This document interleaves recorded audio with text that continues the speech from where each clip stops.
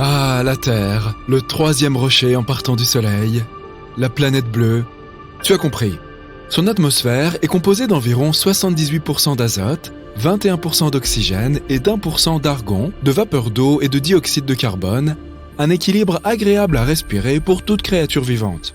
Le climat est également parfait pour l'existence de la vie, contrairement à des endroits comme Saturne, Mercure ou tout autre objet céleste de notre système solaire. C'est à la troposphère que nous devons tout cela. Il s'agit de la partie la plus dense de l'atmosphère de notre planète, d'une épaisseur de 8 à 14,5 km. C'est la couche de l'atmosphère qui affecte en permanence notre météo et qui assure les conditions nécessaires à la vie et à l'existence d'étendues d'eau.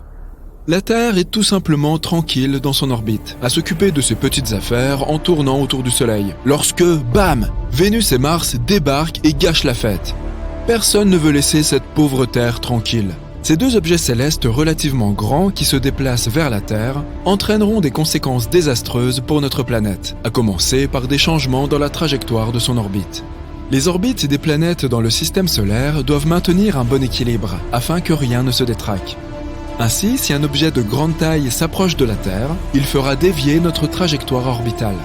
Les planètes tourneront les unes autour des autres, ce qui provoquera de nombreuses catastrophes naturelles. Cela affectera également le rythme de notre rotation, ce qui pourrait potentiellement la ralentir. Les jours ne s'écouleront plus comme avant, mais s'étireront. Les animaux qui dépendent de la lumière du jour devront réajuster leurs horloges biologiques. Les animaux nocturnes, pour leur part, devront également trouver un moyen de faire face aux longues nuits. Les humains se sont assez bien adaptés au rythme de 24 heures par jour. Le temps lui-même n'est qu'un concept humain servant à mesurer les choses. Nous aurons du mal à dormir et à nous adapter à des journées plus longues. Les animaux marins dépendent du flux naturel des courants pour migrer dans les océans. Avec Mars et Vénus qui s'invitent à la fête, ils devront probablement aussi trouver de nouveaux chemins. Les oiseaux qui migrent vers d'autres terres au cours de l'année seront aussi désorientés et ne sauront pas quoi faire. De manière générale, la température de la Terre augmentera et d'énormes vagues de chaleur, ainsi que des changements climatiques permanents auront lieu. Cela nous amène au problème suivant, la chaleur. L'augmentation radicale de la température transformera tout en un désert aride. Ce sera l'été toute l'année, sauf si Vénus est dans les parages. La majeure partie de la planète sera asséchée et ne sera plus propice aux cultures. Vénus est chaude. Je veux dire vraiment chaude. Même si ce n'est pas la planète la plus proche du Soleil, c'est quand même la plus chaude. Les températures sur Vénus sont proches des 480 degrés Celsius, ce qui te ferait fondre comme un glaçon. Les terres de Vénus sont généralement plates, probablement en raison des températures. Il fait surtout chaud parce que son atmosphère est épaisse et emprisonne les gaz dangereux à l'intérieur. Si Vénus se rapproche de nous, elle invitera ces gaz dans notre atmosphère et la menacera. Mars, ou la planète rouge telle que nous la connaissons, est très froide. Elle pourrait rester ainsi si elle commence à tourner autour de nous. Elle abrite par ailleurs le plus grand volcan dormant de notre système solaire, qui fait passer le mont Everest pour un ridicule grain de beauté. Avec une si grande instabilité, il pourrait bien se réveiller un jour et cracher de la lave en fusion. Mars a une atmosphère très fine qui rend la planète glaciale. Sa gravité est assez similaire à la nôtre, mais elle est en fait très froide et possède des calottes glaciaires au niveau des pôles qui sont recouvertes de dioxyde de carbone. Il en va de même pour Mercure. On ne peut y rester que le temps de retenir sa respiration et seulement pendant la courte période de transition entre le lever et le coucher du Soleil. Les trois planètes en orbite les unes autour des autres finiront par entrer en collision. C'est juste une question de temps. Et la Lune, qui traîne comme une mouche dans le décor, sera si insignifiante en comparaison que quelque chose finira par la faire dévier de sa trajectoire, à moins qu'une autre planète ne la capture dans son orbite. Ou, dans le pire des cas, elle entrera en collision avec l'une des deux planètes intruses. La Terre connaîtra des raz-de-marée sans précédent.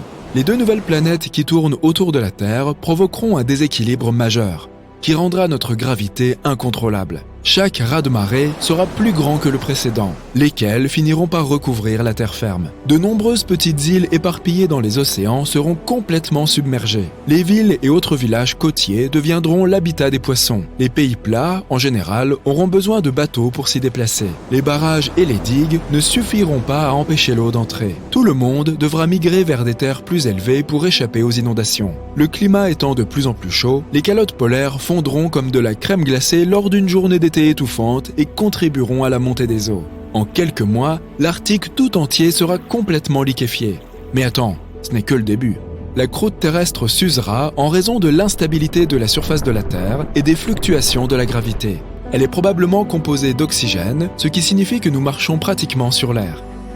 Les tremblements de terre seront plus nombreux qu'auparavant et les volcans endormis sortiront de leur profond sommeil. Le ciel sera couvert de cendres, rendant les vols impossibles. Personne ne pourra plus voyager par la mer ou par les airs. L'importation et l'exportation ne seront plus qu'un lointain souvenir. Le climat général deviendra plus chaud, comme sur Vénus. Les 3 planètes en orbite les unes autour des autres et leurs énormes masses pourraient même, sans le vouloir, inviter d'autres planètes et corps célestes à se joindre à leur fête.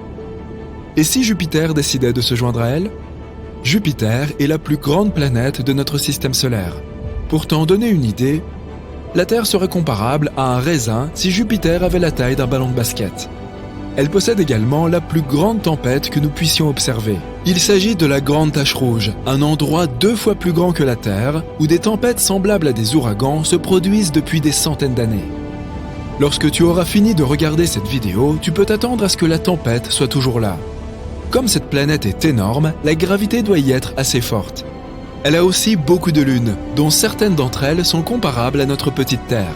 Il n'y aura plus le moindre espace libre parmi les planètes. Les lunes de Jupiter seront déviées de leur trajectoire et se heurteront à d'autres planètes alentour. Certaines de ces lunes pourraient entrer en collision les unes avec les autres, provoquant le déferlement d'énormes débris un peu partout. La gravité du groupe de planètes attirera des comètes qui entreront dans l'atmosphère et risqueront de s'écraser sur nous. Les niveaux d'oxygène s'épuiseront et l'effritement de la croûte terrestre se poursuivra. La couche d'ozone sera de nouveau percée, ce qui provoquera l'entrée dans notre atmosphère d'une grande quantité de lumière ultraviolette. Nous ne pourrons pas mettre le nez dehors trop longtemps sans équipement de protection ni réservoir d'oxygène. Notre civilisation changera radicalement. Nous vivrons tous dans des conteneurs abrités, qui fourniront un air pur et des rayons de soleil filtrés. Les abris seront suffisamment robustes pour résister aux fréquents tremblements de terre. Nous ferons pousser suffisamment de cultures pour subvenir à nos besoins, du moins jusqu'à ce que nous quittions la Terre. Comme ce n'est qu'une question de temps avant que les planètes n'entrent en collision, l'étape suivante consisterait à créer de grandes fusées pour nous faire quitter la Terre. Avec Mars, Vénus et Jupiter qui tournent près de nous, ce ne sera pas facile. Tous ces débris spatiaux nous empêcheront de sortir de la zone spatiale. Le seul endroit sûr en dehors de cette région sera à plusieurs millions de kilomètres, où il n'existe que des planètes isolées. Elles pourraient, ou non, réunir les conditions nécessaires pour accueillir la vie, mais les humains devront disposer de la technologie nécessaire pour atterrir sur n'importe quelle planète, pourvue d'une gravité similaire, et y construire les abris adéquats. Au final, Mars, Vénus, la Terre et Jupiter entreront en collision les unes avec les autres et se briseront comme des œufs, comme une grosse omelette spatiale, sans oublier les lunes qui s'écraseront et se briseront dans le mélange. Mais nous serons déjà loin, très loin d'ici là, enfin, avec un peu de chance. Les scientifiques ne cessent de découvrir de nouvelles planètes qu'ils appellent des super-terres. Il s'agit d'une classe de planètes à la fois plus massive que la Terre, mais aussi bien plus légère que les géantes de glace, comme Uranus et Neptune. Les super-terres peuvent être faites de roches, de gaz ou d'une combinaison de ces 2 éléments. Elles sont souvent 2 fois et même jusqu'à 10 fois plus grosses que la Terre. Elles sont intéressantes à étudier, mais un peu trop éloignées de nous. Elles sont assez courantes en dehors de notre système solaire, de la même façon que d'autres planètes remarquables, comme les mini-Neptunes.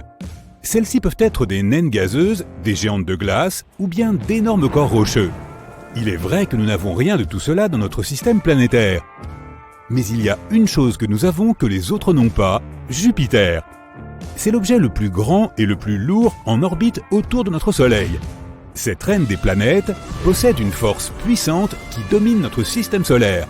Jupiter est connu pour manger des planètes. Une protoplanète l'a percutée il y a environ 4,5 milliards d'années, quand Jupiter était encore une jeune planète à ses débuts. Cette protoplanète était 10 fois plus massive que la Terre et était composée de glace et de roches. La collision a été colossale. Le noyau de Jupiter s'est brisé, puis l'hélium et l'hydrogène se sont mélangés à des matériaux plus compacts. Avec le temps, les matériaux lourds se sont redéposés dans le noyau dense pour donner ce que nous connaissons aujourd'hui. Et si elle a déjà avalé une planète, elle pourrait tout à fait recommencer. On soupçonne que notre système solaire contenait autrefois beaucoup plus de grandes planètes qu'il n'en a aujourd'hui. Par exemple, l'espace est plutôt vide autour de Mercure de nos jours. De telles zones avoisinant les étoiles centrales sont nombreuses et pleines de planètes de masse intermédiaire, dont la taille varie entre celle de la Terre et de Neptune. Notre système solaire était un endroit chaotique à ses origines. De jeunes étoiles étaient entourées de disques tourbillonnants de poussière et de gaz, et les planètes se formaient à partir de ces débris, un peu comme les arbres lorsqu'ils émergent du sol.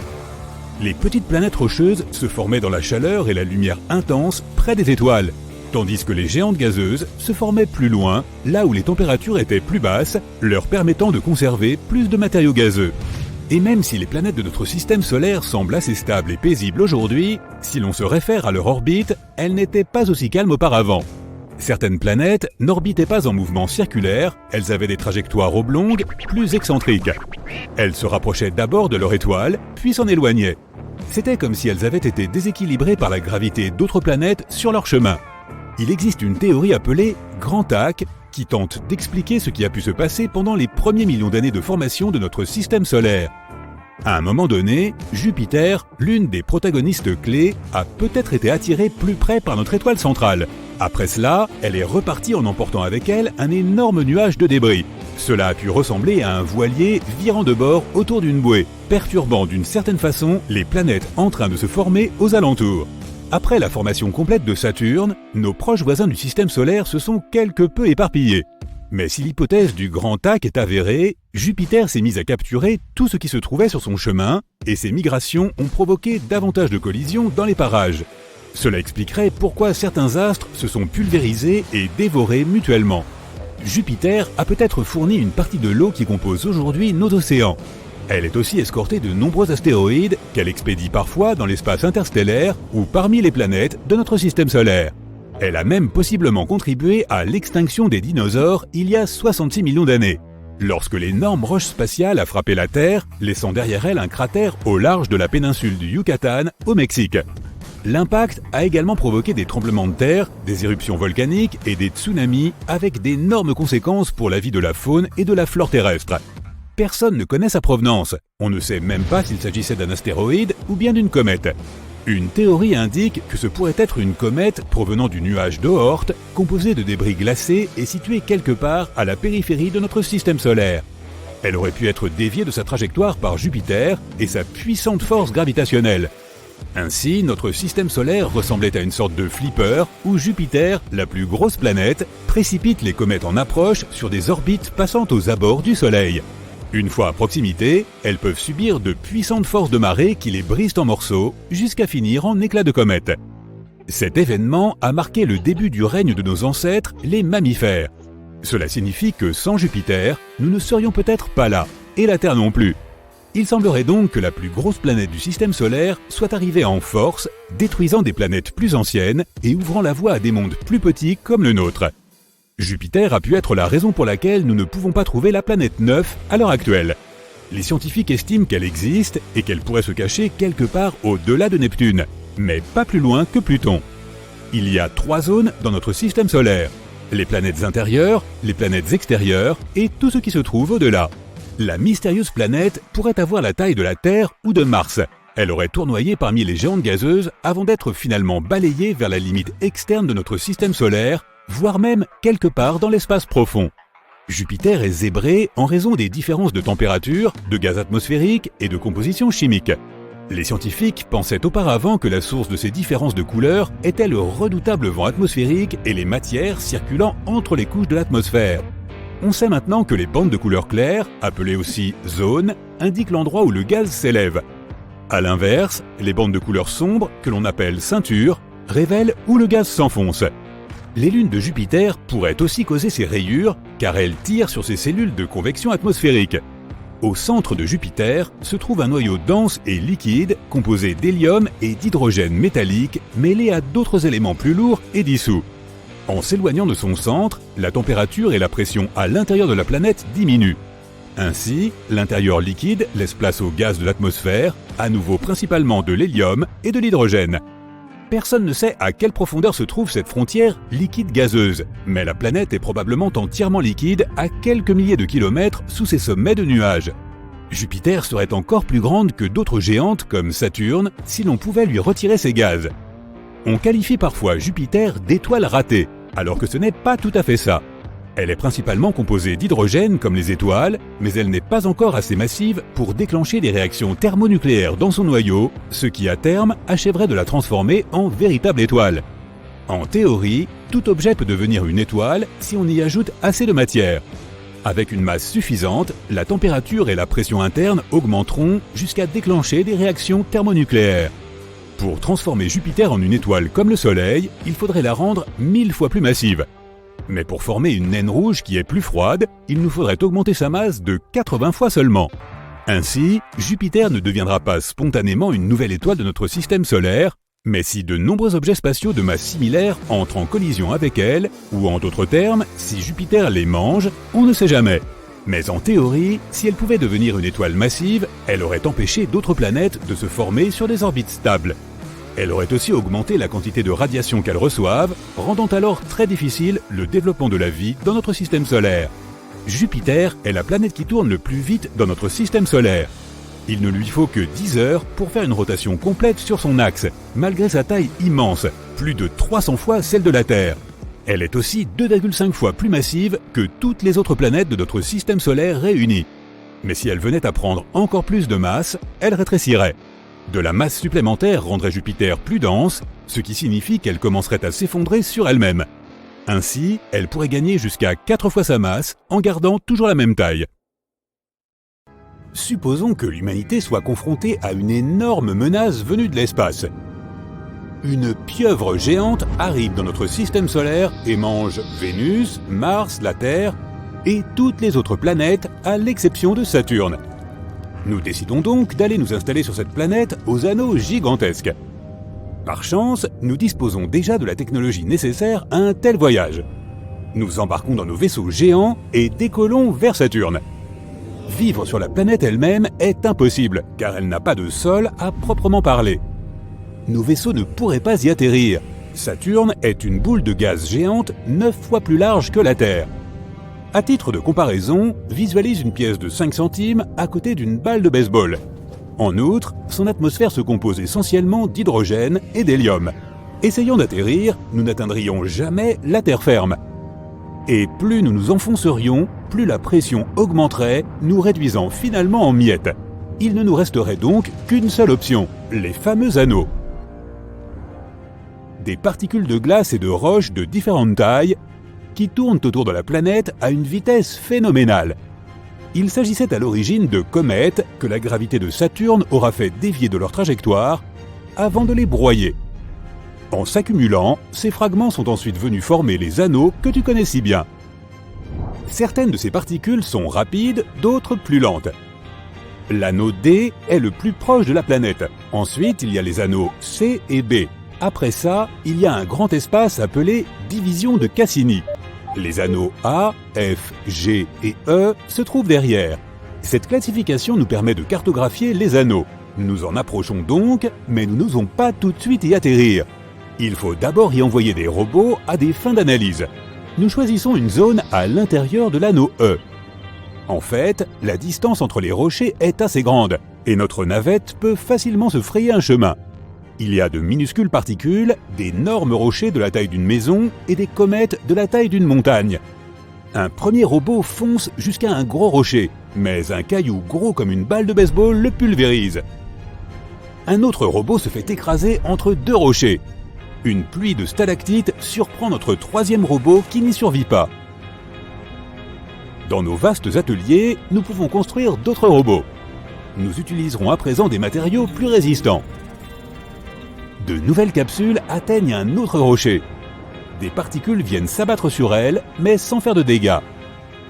Nous parvenons donc à établir une petite station où nous pouvons nous installer. Mais très vite, un gros morceau d'astéroïde détruit notre projet. Il semble que nous devions changer de stratégie. Nous scannons le voisinage de l'anneau E et calculons les trajectoires de ces milliards de pierres. Au milieu du chaos, nous découvrons quelques cailloux qui, selon nos calculs, devraient rester intacts suffisamment longtemps. Nous atterrissons sur ces gros rochers et commençons à nous y installer. Nous construisons des stations alimentées en électricité par de puissantes batteries. Saturne se trouve à une distance de 9,5 unités astronomiques du Soleil. Une unité correspond à la distance entre le Soleil et la Terre. Il fait donc assez froid sur Saturne. Voilà pourquoi elle est entourée de tant de glace. Comment obtenir l'énergie nécessaire pour la réchauffer? Nos grands vaisseaux n'y suffiront pas. Et des panneaux solaires seraient inefficaces. Nous sommes trop loin du Soleil. Nos scientifiques conçoivent donc un moyen de générer de l'énergie à partir de toutes ces particules. Comme avec un moulin, le vent entraîne ses ailes et le mouvement est converti en énergie. Nos ingénieurs construisent donc des panneaux afin de recueillir l'énergie des particules. Et leur vitesse ne ralentit jamais, car c'est la gravité de Saturne qui les fait tourner. Nous disposons donc d'une source d'énergie presque illimitée. Des plantes produisent de l'oxygène sur certaines stations grâce à la photosynthèse. Mais au lieu de la lumière du soleil, elles puisent leur énergie dans les ultraviolets. Ensuite, les gens remplissent de grands réservoirs qu'ils transportent jusqu'à leur domicile.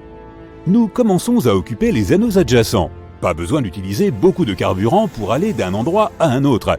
Tu peux te poser sur un rocher, calculer sa trajectoire et attendre qu'il t'amène à l'endroit voulu. Ensuite, tu peux passer sur un autre rocher et ainsi de suite jusqu'à atteindre ta destination. De plus en plus de gens quittent leur vaisseau pour se rendre sur les anneaux. La vie s'améliore, mais certains souffrent de problèmes psychologiques. Ce mouvement constant dans le vide rend les gens un peu fous. Imagine-toi vivre sur un carrousel qui ne s'arrête jamais. Tu ne peux pas te rendre au supermarché quand tu veux, il faut attendre qu'il passe. On ne peut pas sortir se promener, même en combinaison spatiale, parce que tous ces cailloux volants sont dangereux. Et on ne peut pas faire de projet, car un morceau de glace peut nous tomber sur la tête à tout moment. Et les ordinateurs ne nous aident pas beaucoup. Ils ne peuvent pas calculer la trajectoire de tous ces corps spatiaux. Les rochers ont tendance à se fragmenter en des centaines de petits morceaux. De nouvelles comètes arrivent tout le temps et s'ajoutent aux anneaux. Tout cela nourrit un sentiment d'incertitude et d'anxiété. Et puis il fait sombre, froid et on se sent très seul dans ces anneaux. Tu voulais construire une base sur un objet spatial? Ton meilleur ami a atterri sur un autre rocher distant de quelques kilomètres. Puis un morceau de glace a percuté son rocher, augmentant sa vitesse. Quelques jours plus tard, ton ami est déjà très loin. Et ça se produit en permanence. Le seul moyen de changer de vie est de s'installer sur l'une des lunes de Saturne. La planète en compte 83. On en a déjà identifié et nommé 63 et nous suspectons l'existence de 20 lunes de plus. Chacune est un monde unique. Certaines pourraient même être habitables. La meilleure candidate est Titan. Il y a peut-être de l'eau sur ce satellite et sa pression atmosphérique n'est qu'une fois et demie supérieure à celle de la Terre. Son atmosphère se compose d'azote et d'un peu de méthane, ce qui forme un smog de carbone dans ses couches supérieures. Pour cette raison, nous ne pouvons pas étudier cette lune depuis la Terre, mais Titan orbite loin des anneaux de Saturne. Cela signifie que l'on pourrait y mener une vie tranquille.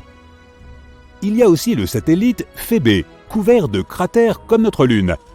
Ce corps céleste géant ressemble à une météorite. Les gens ont donc l'embarras du choix quant à l'endroit où commencer leur nouvelle vie.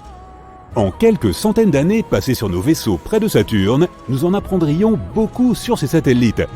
Alors pourquoi avoir essayé de vivre sur les anneaux? Pourquoi ne pas avoir tout simplement atterri sur l'une des lunes? Parce que cette vidéo serait moins amusante et beaucoup plus courte. Et si nous étions nés dans les anneaux de Saturne? Disons qu'une météorite massive contenant de l'eau gelée a été happée par la gravité de la planète. Dans la glace se trouvaient des formes de vie très simples. Et cette vie a commencé à évoluer. Imaginons que le gros rocher ait réussi à rester intact pendant des centaines de millions d'années. À un moment, les humains seraient apparus. Bien sûr, ils seraient très différents. Tout d'abord, la force gravitationnelle y est moindre. Ils seraient donc plus grands, mais moins forts. Leur peau serait pâle à cause du manque de lumière, mais très résistante en raison du froid. Les particules de glace et tout le sable volant dans l'espace rendraient leur peau dure et rugueuse. Vêtus d'une telle armure organique, sans pesanteur, ils sauteraient d'un rocher à l'autre à la recherche d'eau et de nourriture. D'ailleurs, ce serait là le principal problème. Comment les gens survivraient-ils sans oxygène dans le vide de l'espace? Où trouveraient-ils de quoi manger? Les anneaux de Saturne sont un endroit plutôt dangereux. Si même une forme de vie très simple ne peut y survivre, comment l'être humain le pourrait-il? Par conséquent, même en théorie, la présence d'animaux évolués y est impossible.